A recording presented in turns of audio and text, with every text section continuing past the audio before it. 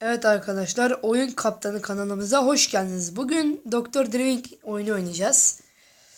Evet, başlayalım isterseniz. Şunu sesini bir kısalım da. Yok kalsın. Şöyle sesi kapatalım. Evet. Bugün truck oynayacağız. Bakın burada gördüğünüz gibi truck. Yani tır demek. Tır kullanacağız. Ama bunun tırı değil. Şimdi arabalarımı göstereyim. Böyle arabalarımız var. Birazdan bu arabalarla oynayacağız. Sıkıntı yok. Hemen truck başlayalım tıra. Evet, dış görünüşüne bakalım. Gördüğünüz gibi. Tır yani başka bir şey yok. Hemen başlayalım.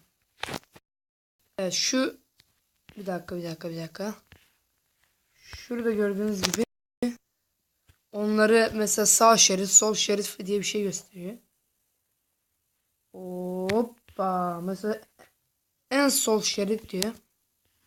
Şeride geçiyorsunuz, para veriyor size. U dönüşü diyor değil mi? Hemen U dönüşümüzü yapalım o.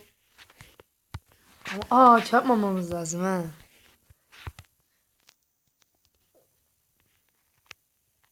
Gidiyoruz. Burası sağa dönüyoruz. Ama ben şimdi göremiyorum şunun yüzünü.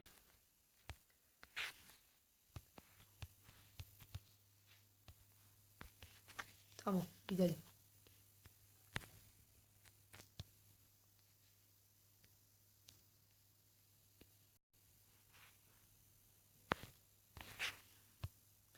Çok güzel dönüş yaptık arkadaşlar. Birazdan oyunu bitireceğiz herhalde. Aha bak şimdi böyle bende direksiyon herhalde falan çalışmıyor bak. Şuradaki aynaları açalım.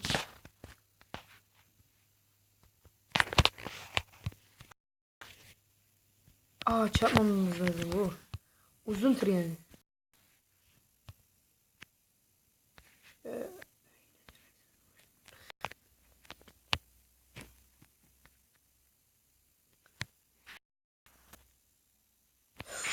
Çok güzel geçtik var ya.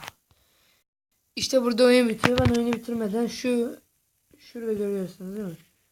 DNRP. P. İşte onlarla vitesimiz orada. Bu kamera açısına zaten şey yapıyor bakın.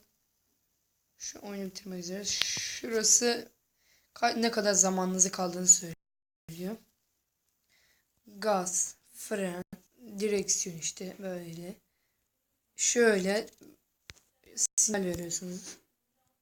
Gerçek gerçekten de sinyal veriyorsunuz. Sağ sinyal, sol sinyal.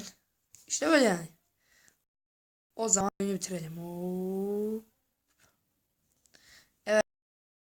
Evet. Muhteşem bir tırımız var ama ha. Ben mikrofonda konuşuyorum, o yüzden sesim iyi gelebilir. Merhaba. Burada level atlıyorsunuz. Her levelde 25 lira kazanıyorsunuz zaten. Her oynayışınızda 25 lira kazanıyorsunuz. Bakın burada söylüyor 25 join diye.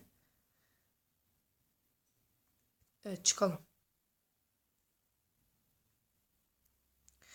Arkadaşlar bir sonraki videomuza görüşürüz.